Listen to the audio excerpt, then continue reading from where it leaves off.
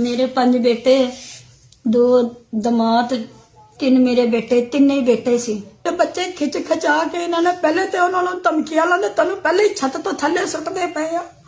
ਉਹਨਾਂ ਨੇ ਖਿੱਚ ਕੇ ਸੀੜੀਆਂ ਤੋਂ ਲੈ ਕੇ ਆਏ ਨੇ, ਇੱਥੇ ਲਾਹੌਰ ਲੈ ਕੇ ਆਏ ਨੇ। ਆ ਕੇ ਬੱਚੇ ਵੇਖੇ ਨੇ ਤੇ ਉੱਤੇ ਇਹਨਾਂ ਦੇ ਕੋਲ ਸੀ।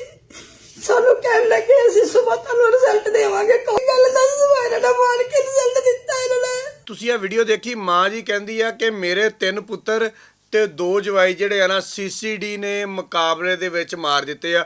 ਮੇਰਾ ਤੁਹਾਨੂੰ ਵੇਖਣ ਵਾਲਿਆਂ ਨੂੰ ਸੁਣਨ ਵਾਲਿਆਂ ਨੂੰ ਇੱਕ ਛੋਟਾ ਜਿਹਾ ਸਵਾਲ ਆ, ਕਿਆ ਕਿਸੇ ਆਮ ਸ਼ਹਿਰੀ ਨੂੰ ਅੱਜ ਤੱਕ ਸੀਸੀਡੀ ਚੱਕ ਕੇ ਲਗਾਈ ਆ? ਥੱਲੇ ਤੁਸੀਂ ਲਿਖ ਕੇ ਦੱਸ ਦਿਓ ਨਾ ਕਿ ਸਾਡੇ ਔਰ ਤੁਹਾਡੇ ਕਿੰਨੇ ਲੋਕ ਸੀਸੀਡੀ ਨੇ ਮੁਕਾਬਲੇ 'ਚ ਮਾਰੇ ਆ। ਬਸ ਇੰਨੀ ਜੀ ਗੱਲ ਆ। ਇਸ ਤੋਂ ਬਾਅਦ ਮੈਂ ਤੁਹਾਨੂੰ ਕੱਲੇ ਬੰਦੇ ਜਿਹੜੇ ਆ 5 ਬੰਦੇ ਮਾਂ ਜੀ ਫਰਮਾ ਰਹੇ ਨੇ ਨਾ ਕਿ ਸੀਸੀਡੀ ਵਾਲਿਆਂ ਨੇ ਮੁਕਾਬਲੇ 'ਚ ਮਾਰ ਦਿੱਤੇ। ਇਹਨਾਂ ਕੱਲਿਆਂ ਦਾ ਕ੍ਰਿਮੀਨਲ ਰਿਕਾਰਡ ਤੁਹਾਡੇ ਸਾਹਮਣੇ ਸ਼ੋਅ ਕਰਵਾ ਦਿਆਂਗਾ। ਤੁਹਾਨੂੰ ਪਤਾ ਲੱਗ ਜਾਏਗਾ, ਜਿਹਨੂੰ ਕਹਿੰਦੇ ਨਾ ਕਿ ਦੁੱਧ ਦਾ ਦੁੱਧ ਤੇ ਪਾਣੀ ਦਾ ਪਾਣੀ ਹੋ ਜਾਏਗਾ। ਸੋਸ਼ਲ ਮੀਡੀਆ ਤੇ ਆ ਕੇ ਗੱਲਾਂ ਕਰਨੀਆਂ, ਲੋਕਾਂ ਨੂੰ ਦੱਸਣਾ ਇਹ ਬੜਾ ਆਸਾਨ ਆ, ਲੇਕਿਨ ਤਹਿਕੀਕ ਦੇ ਨਾਲ ਖਬਰ ਚਲਾਉਣਾ ਇਹ ਅੱਜ ਵੀ ਉਨਾ ਹੀ ਔਖਾ ਕੰਮ ਆ ਜਿੰਨਾ ਪਹਿਲੇ ਹੁੰਦਾ ਸੀਗਾ। ਥੋੜੀਆਂ ਜਿਹੀਆਂ ਗੱਲਾਂ ਬਾਤਾਂ ਕਰ ਲਈਏ ਕਿ ਇਹ 5 ਜਿਹੜੇ ਬੰਦੇ ਸੀਸੀਡੀ ਨੇ ਮੁਕਾਬਲਿਆਂ ਦੇ ਵਿੱਚ ਹਲਾਕ ਕੀਤੇ ਆ, ਇਹਨਾਂ ਦੇ ਕਰਤੂਤ ਕੀ ਸੀ ਭਲਾ?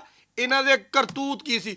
3 ਭਰਾ ਤੇ 2 ਕਜ਼ਨ, ਯਾਨੀ ਕਿ ਟੋਟਲ 5 ਬੰਦੇ ਜਿਨ੍ਹਾਂ ਦਾ ਤਾਲੁਕ ਓੜ ਗੈਂਗ ਦੇ ਨਾਲ ਆ, ਬਾਵਲਪੁਰ ਦੇ ਰਿਹਾਇਸ਼ੀ ਆ। ਹੁਣ ਤੁਸੀਂ ਇਹ ਗੱਲ ਕਰੋਗੇ ਕਿ ਤੁਸੀਂ ਫੈਸਲਾਬਾਦ ਕਿਉਂ ਇਹ ਗੱਲਾਂ ਕਰਦੇ, ਬਾਵਲਪੁਰ ਵਾਲੇ ਕਰਨ? ਭਾਈ ਇਹਨਾਂ ਨੇ ਸਭ ਤੋਂ ਜ਼ਿਆਦਾ ਕੰਮ ਫੈਸਲਾਬਾਦ ਦੇ ਵਿੱਚ ਪਾਇਆ। ਥਾਣਾ ਸਦਰ ਦੇ ਇਲਾਕੇ 'ਚ, ਥਾਣਾ ਮਨਸੂਰਾਬਾਦ ਦੇ ਇਲਾਕੇ 'ਚ, ਥਾਣਾ ਝੁਮਰਾ ਦੇ ਇਲਾਕੇ 'ਚ, ਥਾਣੇ ਏਅਰਪੋਰਟ ਦੇ ਇਲਾਕੇ ਦੇ ਵਿੱਚ ਵੀ ਇਹ ਬੰਦੇ ਕੰਮ ਪਾਉਂਦੇ ਰਹੇ ਆ। ਕਿੱਦਾਂ ਕੰਮ ਪਾਉਂਦੇ ਰਹੇ, ਇਹ ਅਸਲ ਗੱਲ ਸੁਣਨ ਵਾਲੀ ਆ। ਸਭ ਤੋਂ ਪਹਿਲਾਂ ਔਰ ਸਭ ਤੋਂ ਵੱਡਾ ਇਹਨਾਂ ਦਾ ਵਾਰਦਾਤ ਦਾ ਤਰੀਕਾ ਇਹ ਸੀਗਾ ਕਿ ਜਿੱਦਾਂ ਹੀ ਏਅਰਪੋਰਟ ਦੇ ਉੱਪਰ ਕੋਈ ਫਲੈਟ ਆਂਦੀ ਸੀਗੀ, ਇਹ ਜਨਾਬੇ ਵਾਲੀ ਰਾਹ ਦੇ ਵਿੱਚ ਸਰਕਾਰੀ ਅਫਸਰ ਬਣ ਕੇ ਨਾਕਾ ਲਾ ਲੈਂਦੇ ਸੀਗੇ। ਜਦੋਂ ਕੋਈ ਗੱਡੀ ਆਈ ਉਹਨੂੰ ਰੋਕਿਆ, ਏਅਰਪੋਰਟ ਤੋਂ ਗੱਡੀ ਆਈ ਉਹਨੂੰ ਰੋਕਿਆ, ਉਹਦੇ ਵਿੱਚੋਂ ਜਨਾਬੇ ਵਾਲੀ ਬੰਦੇ ਕੱਢੇ, ਉਹਨਾਂ ਦੀਆਂ ਗੱਡੀਆਂ ਦੀਆਂ ਤਲਾਸ਼ੀਆਂ ਲਈਆਂ, ਉਹਨਾਂ ਦੇ ਬੰਦਿਆਂ ਦੀਆਂ ਤਲਾਸ਼ੀਆਂ ਲਈਆਂ, ਡਾਲਰ ਰਿਆਲ ਜਿਹੜੀ ਸ਼ੈ ਵੀ ਹੱਥ ਲੱਗੀ ਲੈ ਕੇ ਤੇ ਉੱਥੋਂ ਨਿਕਲ ਗਏ। ਹੁਣ ਤੁਸੀਂ ਮੈਨੂੰ ਇਹ ਗੱਲ ਦੱਸਣੀ ਆ, ਇੱਕ ਬੰਦਾ 5 ਸਾਲ ਬਾਅਦ ਬਾਹਰੋਂ ਵਾਪਸ ਆ ਰਿਹਾ ਵਾ, ਸਾਰੀ ਜਮ੍ਹਾਂ ਪੂੰਜੀ ਆਪਣੇ ਨਾਲ ਲੈ ਕੇ ਆ ਰਿਹਾ ਵਾ। ਇਹ ਐਡੇ ਨੌਸਰਬਾਜ਼, ਐਡੇ ਫਰਾਡੀਏ ਸੀਗੇ ਕਿ ਹਰ ਸ਼ੈ ਲੈ ਕੇ ਨਿਕਲ ਗਏ।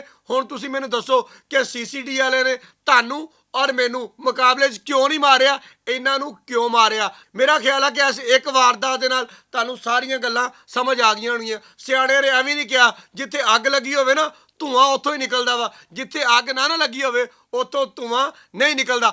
ਅਗਲਾ ਫਰਾਡ ਚੈੱਕ ਕਰ ਲਓ ਨਾ ਕਿ ਹਨੀ ਟਰੈਪ ਦੇ ਵਿੱਚ ਮੁਲੱਵਸ ਸੀਗੇ।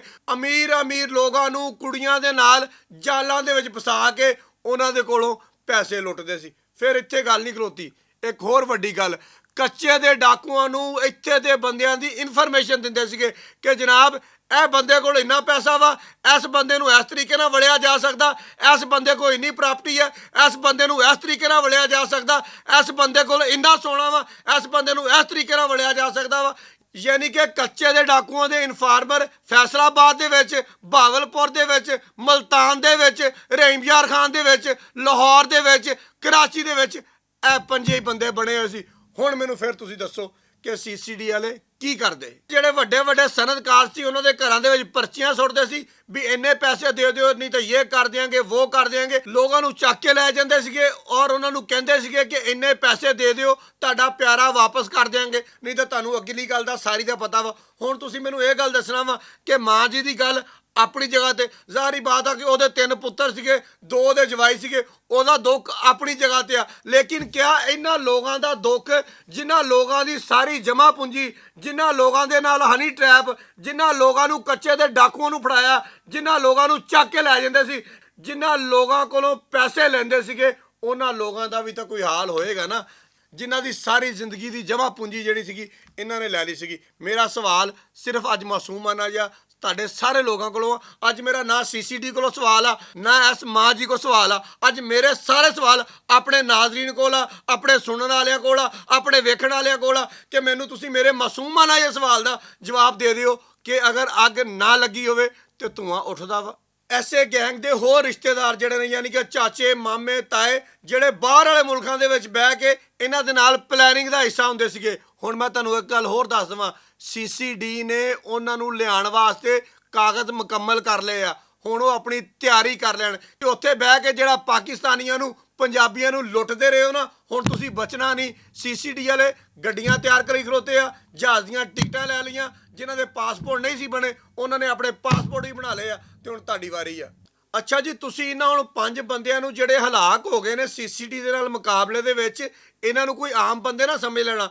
ਇਹਨਾਂ ਦੇ ਅਸਾਸਾ ਜਾਤ ਯਾਨੀ ਕਿ ਘਰ ਬਾਰ ਜਾਇਦਾਦਾਂ ਦੀ ਕੀਮਤ ਜਿਹੜੀ ਹੈ ਨਾ ਅਰਬਾਂ ਦੇ ਵਿੱਚ ਆ। ਅਰਬਾਂ ਰੁਪਇਆ ਭਲਾ ਕਿਹੜਾ ਵਾ?